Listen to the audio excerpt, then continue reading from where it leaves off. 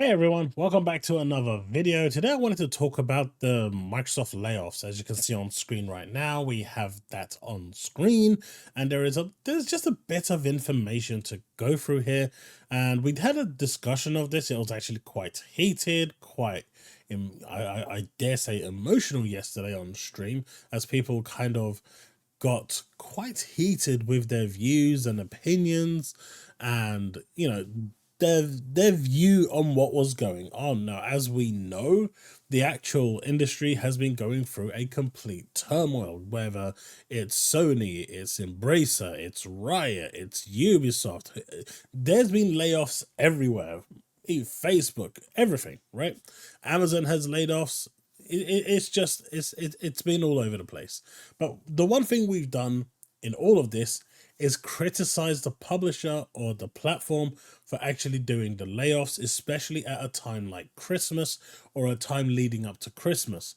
At least they could have given them a little bit of leeway, so they could have at least had a nice Christmas and known about the layoffs before they were actually laid off.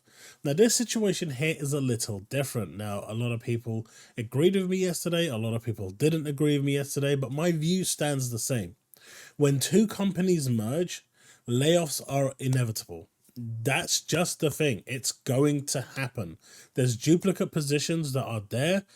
It's going away. Now, there's also stuff that we found out that doesn't sit well with me, where, Blizzard Entertainment is closing down their whole customer support department, which I've heard is actually pretty good at what they do. And believe me, having worked in customer support for video games, finding good support is really hard to come by, right?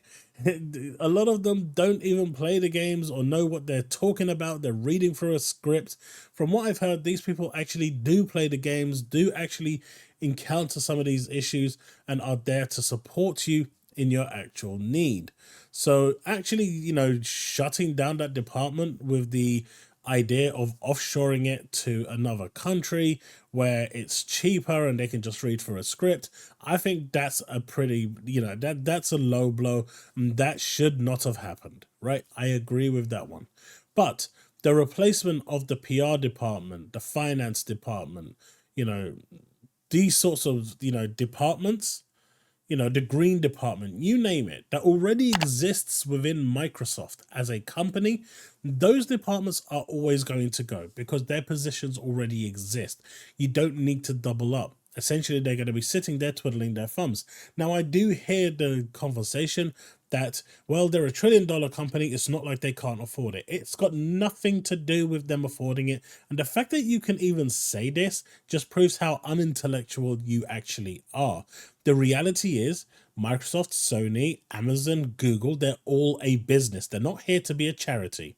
At the end of the day, they make money by making ruthless decisions. None of them are good guys they're not good guys. At the end of the day, they're here to make money, and they will make money any way they can. But in a situation like this, if you're sitting there twiddling your thumbs and doing absolutely nothing, why should they pay you? I mean, if you're watching this and thinking, well, they're $1 trillion company, well, then I'm going to come to you and say, I want you to pay me right now $10 per week for doing absolutely nothing. You don't know me. You don't need to know me, right? Or you've seen me through this internet, YouTube video. That's enough, because essentially my output for you will be the same as their output to Microsoft, which is zero. So I want you to pay me $10, which for many people should be affordable, right? So please, will you pay me? No. Why should you? So why should Microsoft? Why should Sony? Why should Amazon? Now, in the situation of the Bungie, layoffs, that was management completely mismanaging the project, the franchise, and despite being, told where they're going wrong for years, they built customer resentment, they built customer hatred, and just complete burnout for their community. And then, when their projections went low, they decided that it was time to lay people off because they were going to lose the company because of a clause they agreed to. Now, the part that really pissed me off was when they turned, the staff turned around and said to the management, had you considered a pay cut in order to retain some of the staff. Maybe you can't retain all the staff, but some of the staff. And the management at Bungie said, we don't do that here. Basically, you don't touch our salaries. Our salaries never get affected. We are above you. You are peasants. You're the one that gets sacrificed, not us. That is what the Bungie management team told their staff. And then the CFO of Bungie turned around and said, this ain't the last of it either, right? Just to give them that little bit more of a threat to unhinge them that more. That's poor. And we held, we all called out Bungie, we all called out Sony, and we will do the same when it comes to Embracer. We did the same when it came to Amazon. We did the same when it came to Riot. These companies are earning millions and billions and trillions of dollars, right? So for them to just willy-nilly let people go is not right, which is why I said at the start of the video, the whole customer service team being taken out of commission and being sent offshore doesn't sit well with me. But from what I'm hearing, the majority of this 1900 is duplicate positions. Now, we do know that Mike Ybarra has left. Now, according to Jez, he was pushed out. There's no proof of this. He's got no sources, just what his hunch is telling him. That's fair. If you read Mike Ybarra's actual tweet, nothing there indicates that he was part of the 1900 that was laid off. It really does look like this is a case of Connie Booth, where Connie Booth at Sony was let go, well, basically pushed out, blamed for the live service stuff, and then her team was so disgusted by the way they were treated, decided to walk out with her and quit their jobs. Now, I genuinely believe this is what happened with Mike Ybarra. I've got no proof of this. I've got no anything, but my assumption, which is equally as valuable as Jez, is what happened here. Now, I'm not shitting on Jez. I'm just saying that without a valid source, without valid proof, it's all conjecture. And so is mine. My thoughts is just conjecture. I can't guarantee anything what I'm saying is correct. The same with this Adam guy. But then we look at this over here. Blizzard's previously announced survival game has been cancelled. Now, this is a game Blizzard were talking about called Odyssey. They announced it last year, and it's a game that a lot of people had high hopes for. It was a survival game by Blizzard, something new, a new IP. And new IPs are so few and rare today, it's nice to see, right? But as you can see here, we assumed that a lot of basically when that project got cancelled, the whole team was taken away. The whole team got wiped out. At least that's what usually happens. If you're brought in specifically for a project, when that project goes, so does the team. Unless they can reintegrate you into other parts of the organization, which in a situation like this, just wouldn't have been far enough. But apparently they've been working on this game for 6 years. Now, Matt Booty here says Blizzard is ending the development on its survival game project and will be shifting some of the people working on it onto several promising new projects Blizzard has in the early stages of development. So there are actually new games coming from Blizzard. We probably won't hear about them for at least another 5-6 years. But there is this. But this one over here is, I think, the biggest one. Now, this comes from a Jason Schreier article. Now, we do know that Odyssey was basically not using Unreal Engine, and in fact, it was using a mobile engine called Synapse. It was supposed to be a game of up to 100 players, and obviously, based on the information we have, Unreal Engine just isn't suitable for that. So Synapse would have been the one for it. But there was a lot of development problems over there. So as we can see here, Blizzard upcoming survival game cancelled amid development issues. The project struggled largely due to technical issues. This is between Synapse and Unreal, and the onboarding of Synapse just wasn't going well. The game was initially prototyped on Unreal Engine, but the execs later switched to an internal engine called Synapse. So that's a complete shift in language and design. So that easily can mean, the death of a game. But the switch was in part due to a vast map supporting up to 100 players at once. Hence why I said Unreal doesn't really do 100 players. I mean, it can, I'm not even sure if it can, or if it can, great. But over here, they wanted something that was more flexible. and I'm guessing something that would actually work on mobile a lot easier, like Unity. Synapse Engine was originally developed for mobile games, which created issues and the tech was slow to come together. So what this is telling me here is that though they've been working on it for 6 years, and whatever progress they've made, they're probably using Unreal Engine or a engine that's familiar to a development team would have probably taken half the time. Artists continued, and this is the big one, artists continued to prototype content in Unreal Engine knowing they would have to discard it later. So these developers were basically still working on Unreal Engine even though they should have been working on Synapse.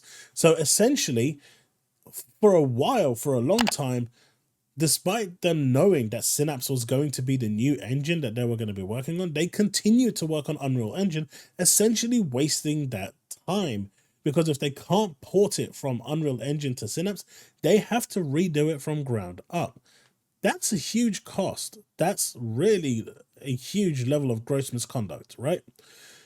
Did Microsoft make the right call? The game has been in development for 6 years. Now, we also have this from Peter Ovo.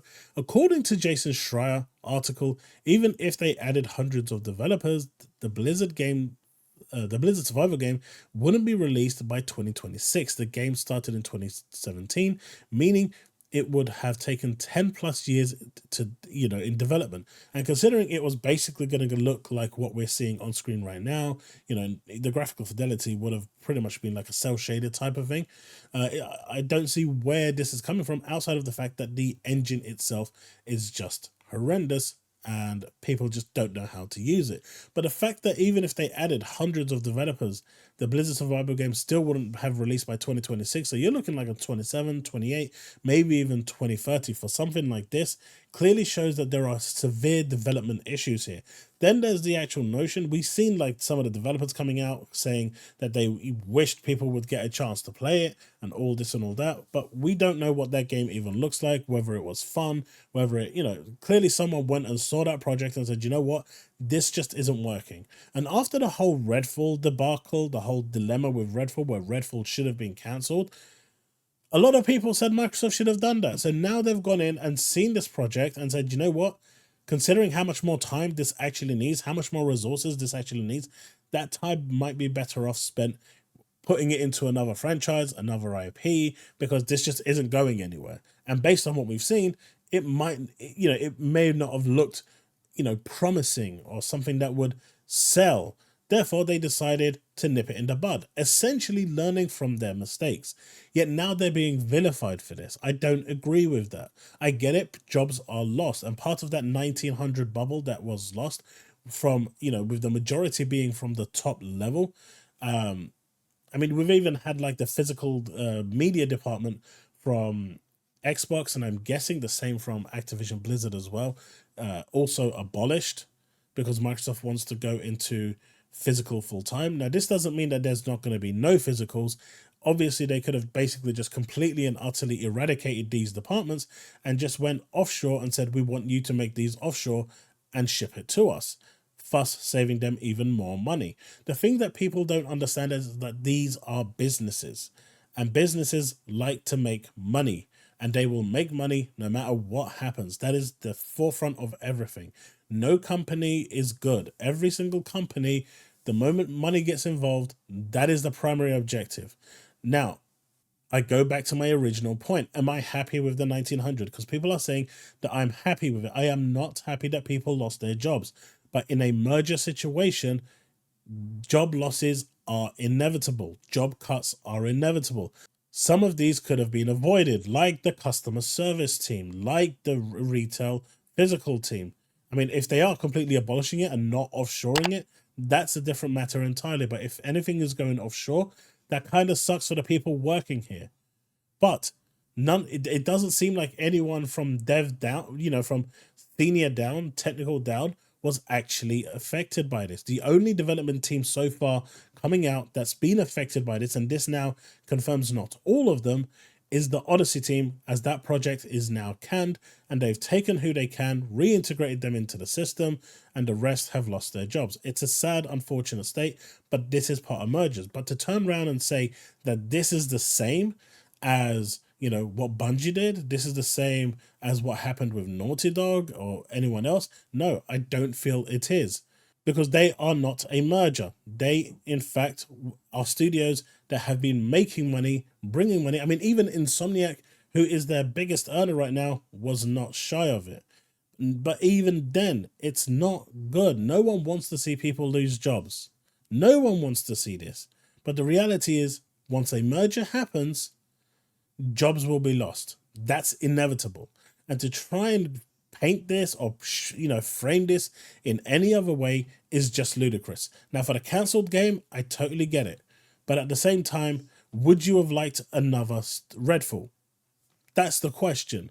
And secondly, and the most important question, considering this game has taken 10 years, that's the estimated time right now for it to actually be made. What if it wasn't ready after 10 years of development and it required another 10 years, 20 years of development? Do you think that's viable, feasible for a company to do in this day and age when development costs are soaring and prices are, the cost of everything is going through the roof? And would this game have made the money that the development cost would have costed? In the end, these are the decisions that these companies have to make. But, it's sad that Odyssey is gone, because it could have been good. But at the end of the day, we know nothing about it other than it being a survival game. We've seen no footage, we've seen no gameplay, we've not really seen anything other than this, this concept art that we have over here. So that's my thoughts on the whole thing. It's sad, it's depressing, people are losing their jobs. I'm sympathetic to that fact, but at the same time, I totally don't think it's the same thing as what's been happening within the industry. But 2024 has proven that we have not seen the last of departures. We have not seen the last of job losses, and this is probably going to continue. As the cost of games have spiraled out of control, inflation has gone out of control. Eventually, it's going to burst, and we have now seen that burst, and now we are seeing the ramifications of that burst. Hopefully more jobs won't be lost. Hopefully people will retain their jobs and people can continue doing what they love to do in the games industry. But at the same time, as much as it sucks, it is what it is. That's my thoughts on the matter. Let me know what you think in the comment section below. Let's have that discussion, and I'll see you in the next one. Remain legend.